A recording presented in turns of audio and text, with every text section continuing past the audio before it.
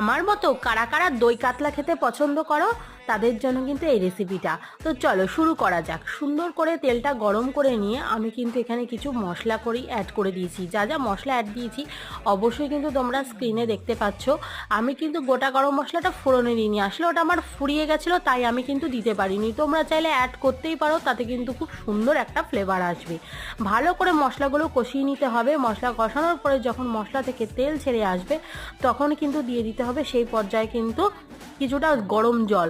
গরম জল না চাইলে তোমরা ঠান্ডা জলও দিতে পারো। আর টোটালটাই কিন্তু মিডিয়াম টু লো হিটে রান্না করবে, নাহলে মশলাটা পুড়ে যাবে। মশলা পুড়ে গেলে স্বাদ হবে না।